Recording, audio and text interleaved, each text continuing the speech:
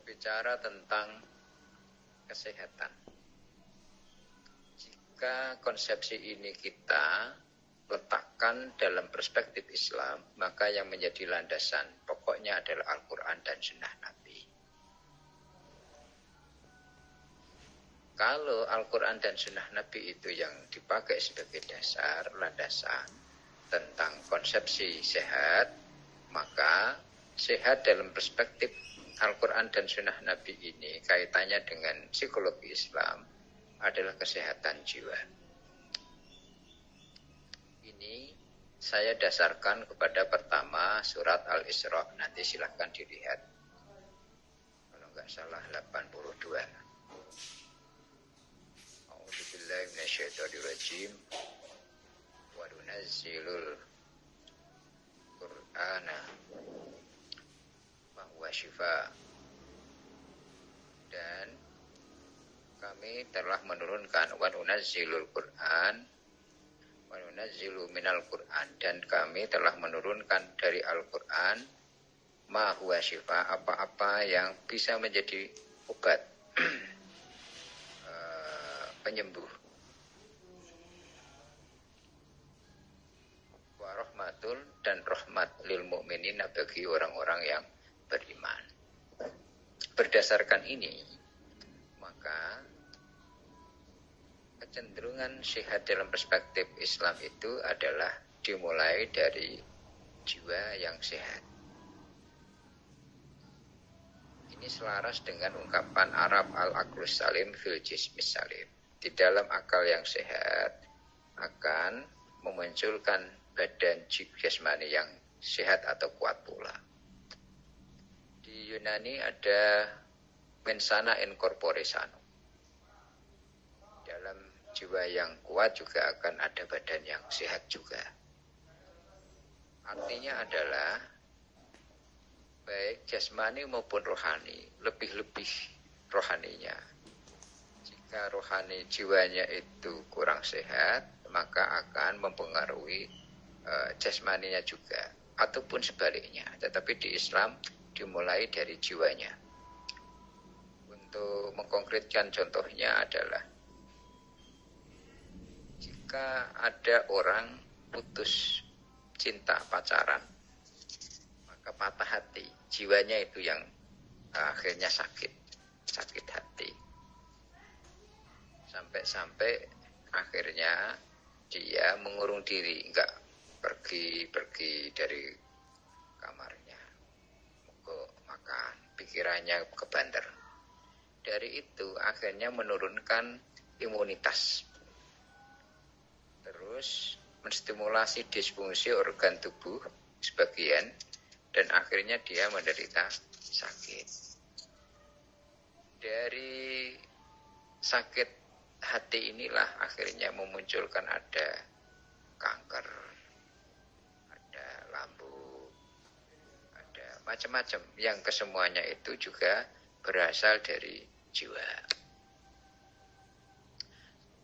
Dikuatkan lagi apa yang dipraktekkan oleh Ustadz Danu di setiap subuh kajian itu, bahwa ada hubungan antara jiwa terhadap kesehatan jasmani.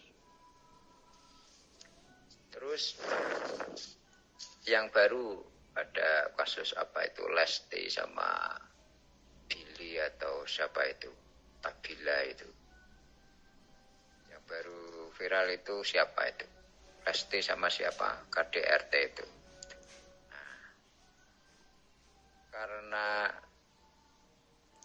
dia didiskreditkan dengan laporan polisi, satu sisi dia juga dihujat dan dihakimi oleh netizen, akhirnya lambat laun fisiknya juga akan ikut ngedrop.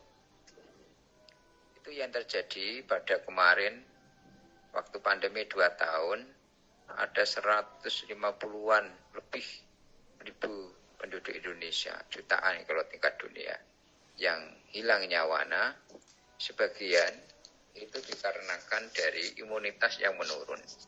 Imunitas menurun ini hasil dari rasa takut, rasa cemas, was-was yang berlebihan terhadap adanya pandemi ini. Bahkan tadi malam saya bincang-bincang sama tetangga saya yang semula dia penyakit gula, terus ada corona dia kena, sampai 1 bulan dia dibantu dengan oksigen karena awalnya ya rasa takut itu.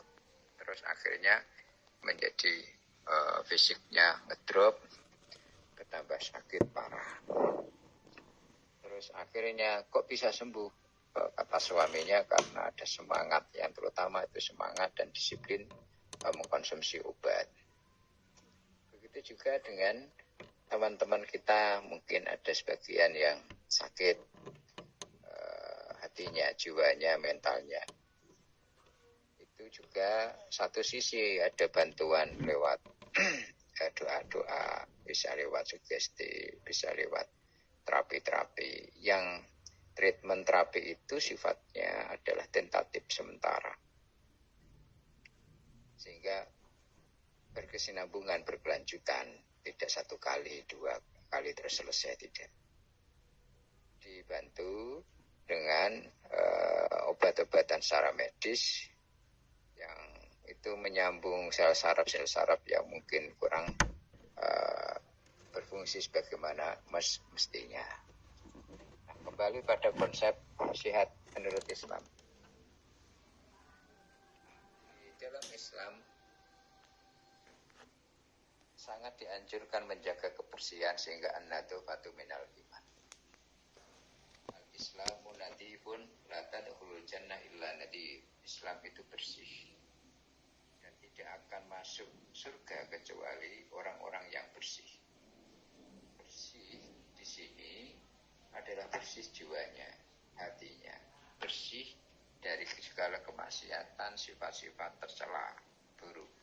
Karena ini yang akan menjerumuskan manusia.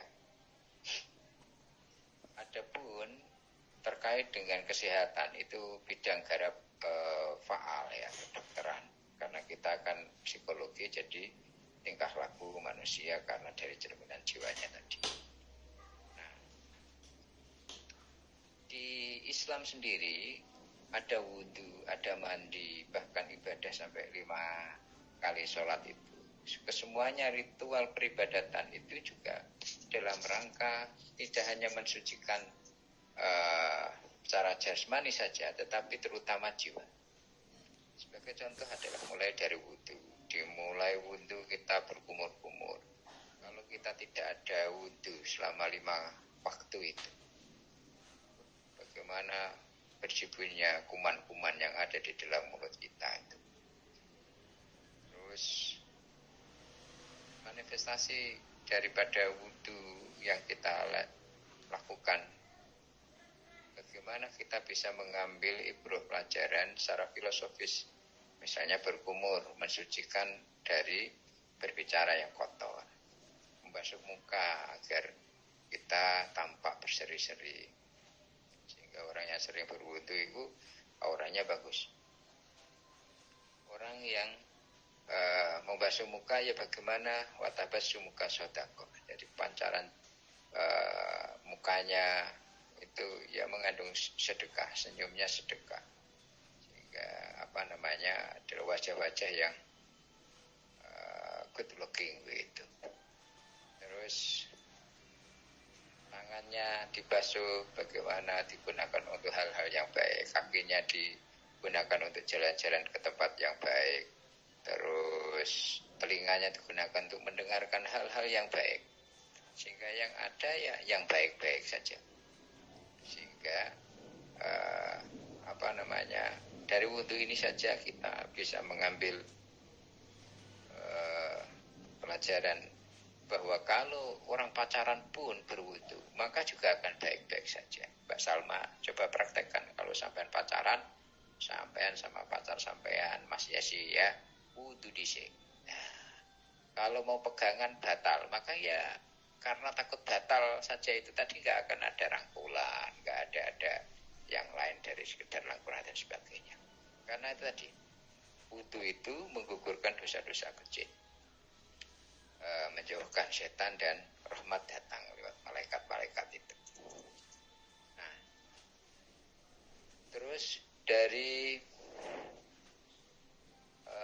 ibadah yang lain, sholat itu tanha anil fahsya'i wal munkar. Bagaimana mencegah dari perbuatan keji dan mungkar, membersihkan dari hal-hal yang tidak baik. Intinya bersih. Kalau bersih ya akan sehat, terutama sehat pikirannya, sehat hatinya, kan begitu.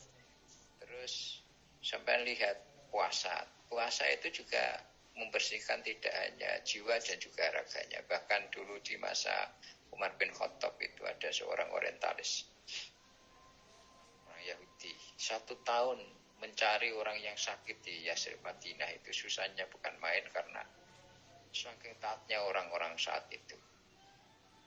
Punya usut, apa salah satu resepnya orang kok jarang sakit? Sumu tasihu, berpuasalah maka kamu akan sehat. Dan itu betul, sehingga orang mau operasi pun juga dianjurkan untuk berpuasa. Dan itu menjaga keseimbangan. Di YouTube saya sudah saya jelaskan tentang hikmah berpuasa kaitannya dengan kesehatan dan psikologi. Terus bagaimana dengan zakat? Zakat itu ternyata ya watuzakihim biwasalli alaihim tahhiruhum watuzakihim, membersihkan kerakusan, ketamaan sifat kita akan harta dunia dan mensucikan hak-hak bagi yang memiliki itu 8 golongan itu. Begitu juga dengan haji dan sebagainya. Jadi kebersihan adalah pangkal kesehatan. Nah, begitu juga dengan Islam sangat menaruh perhatian kepada kebersihan ini sampai tidak akan masuk surga kecuali orang yang bersih. Mafhum mukhalafahnya ya bagaimana mungkin sholat mau diterima kalau ada najis, ibadah yang lain kalau ada kotoran, hadas, ada najis kan tetap tidak diterima, batal. Meskipun masuk kita ke surga tidaknya bukan karena peribadatan kita, tapi rahmatnya Gusti Allah Subhanahu wa Ta'ala. Nah, terkait dengan Allah itu menyukai hambanya yang kuat secara jasmani, rohani, kuat mentalnya sehat. Artinya al-mu'minul qawi ahabu ila Allah minal mu'minul dhaif. Jadi mukmin yang kuat jasmani, rohaninya, mental pikirannya, ekonominya, termasuk kesehatannya, itu lebih dicintai Allah daripada yang mengiin nyakitan orang pati duwe miskin, kan begitu. Maka UNESCO memandang kesehatan sendiri menjadi 4, jasmani, rohani, sosial, dan juga finansial. Jasmani rohaninya sudah sehat, sosialnya bagaimana? Dia bisa berdamai dengan dirinya sendiri, menyesuaikan dengan diri, dengan sesamanya, dengan lingkungan sekitar, apa tidak? Kalaupun iya, tetapi rapati nggawa duit, wah itu ya akhirnya agak ringah-ringih, mau berbuat sesuatu kurang pede kan gitu. Sehingga finansial itu juga penting kan begitu. Terus terkait dengan faktor penyebab kesehatan mental itu ya bisa internal, bisa eksternal, bisa dari internalnya hereditas, bisa juga dari luarnya karena faktor lingkungan, milieu yang kurang kondusif, keluarga, tetangga, sekolah, bahkan kampus. Kalau orangnya wis minderan, ora pati pede, konco bad boy semua, bully, akhirnya ya malah tambah. Tapi kalau sebaiknya temannya mensupport, menghargai, menghormati. Saya sendiri manggil panjenengan bapak ibu itu dalam rangka ya bagaimana mensugesti jenengan untuk siap memerankan bapak dan ibu itu. Kalau di luar itu kan tuan panggilannya itu. Begitu juga dengan usaha-usaha apa yang harus dilakukan agar kesehatan mental ini terjaga. Ya banyak hal, mulai dari pertama mempelajari tentang ilmu kesehatan mental, manajemen hati, kumpul dengan orang-orang yang baik, dia akan ikut baik. Mana kalau jenengan mau naik kelas, ya Anda harus bisa memilah orang-orang yang ada sekitar panjenengan, mulai dari buku yang dibaca, mulai dari apa yang didengar, dilihat, menunya apa di HP itu, mulai dari apa tema pembicaraan, teman, dan sebagainya. Itu akan terkait dengan citra diri sampean dan progresivitas panjenengan mau seperti apa. Nah, di samping dengan tumpuk hati yang 5, ada Quran, angen-angen samaan, ada zikir wengi kang suwe, karena zikir itu membersihkan jiwa hati. Allah bidzikrillah tatmainnul qulub, bisa membuat hati tenang. Bisa lewat mujahadah, muhasabah, bisa lewat baca biografi orang-orang soleh, habib, para imam-imam, begitu, sehingga yang ada adalah yang dipikirkan dan terucapkan pasti yang baik-baik, yang bersih. Itu akan membuat diri orang sehat karena yang dipikirnya bersih. Kenapa orang baik selalu kalah? Karena ya yang dipikirkan baik, husnudzon terus, sehingga dianggap orang itu ya baik semua, padahal ya ono sing koyo macan kan begitu. Nah, tidaklah satu duri pun menancap, rasa sakit pun itu Allah akan mengurangi derita orang tersebut dengan diangkatnya dosa-dosa kecilnya. Tentu saja dengan catatan rasa ridho, rela, dan tabah ikhlas terhadap cobaan ujian yang telah diberikan. Para salafus soleh mengajari kepada kita dengan rasa sakit ini justru akan mendekatkan diri kita. Bukankah dengan sakit itu awalnya diri kadang sambat-sambat astagfirullah, orang tahu sholat ya mungkin adu boe dan sebagainya. Tapi betul dengan rintihan rasa butuh kita terhadap Allah itu, Allah sangat senang. Karena kita tahu bahwa kita hamba serba terbatas dan butuh yang maha penyembuh gitu. Dan kita yakin bahwa kullu da'in dawa, setiap penyakit itu pasti ada obatnya pada saat sudah ketemu maka akan sembuh. Nah, saya sendiri kalau sakit, saya kalau 2-3 hari saya rasakan dulu. Ya tergantung, kalau nanti akut ya langsung. Tapi kalau gerges-gerges dirasakan dulu. Oh iya, syukur alhamdulillah masih bisa merasakan. Kalau tidak bisa merasakan, wah itu berarti penyakitnya akut. Begitu. Jadi mensikapi enak, ambil hikmahnya. Kalau misalnya sekarang kalau tadi wah sudah ke kampus ketemu nih Pak Agus ya jenengan bisa ambil hikmahnya. Jadi tidak menggerutu pun tidak ada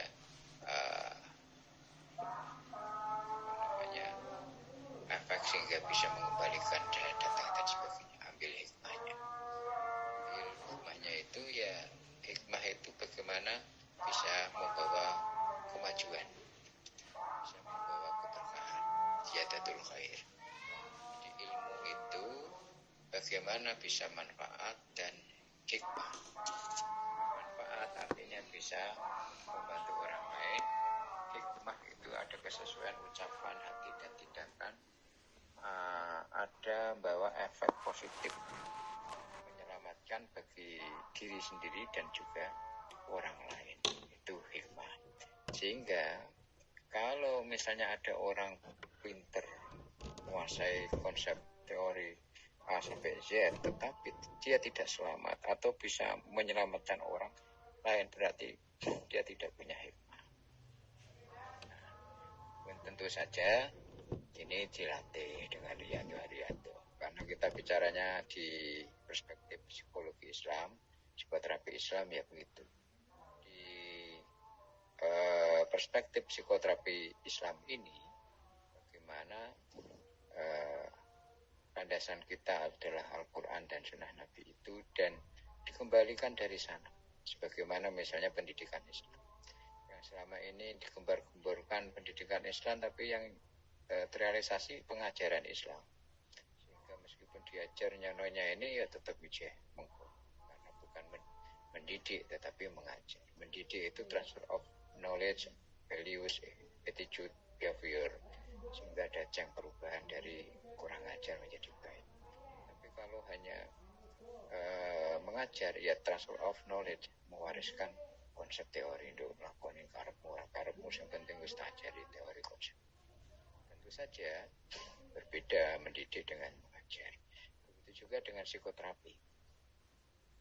Bagaimana dengan di dalam memberikan psikoterapi itu dengan dasar Al-Quran dan Sunnah Nabi, maka gali tentang Al-Quran terkait misalnya dengan paket tafsir tematik, kumpulkan tema-tema yang kaitannya dengan obat penyembuhan.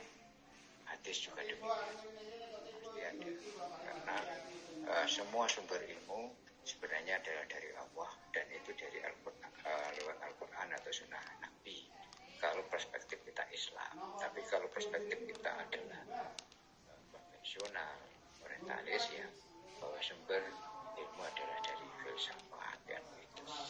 Saya kira cukup itu, Mbak Salma, bisa dilanjutkan speak-speaknya. Saya tak nyicil mandi, kalau nanti sudah terlalu larut malah bisa rematik gitu ya. Mohon maaf segala kekurangan, khilafan. Assalamualaikum warahmatullahi wabarakatuh. Bisa dilanjut 3 atau berapa pertanyaan, ini sudah jam 5 ya.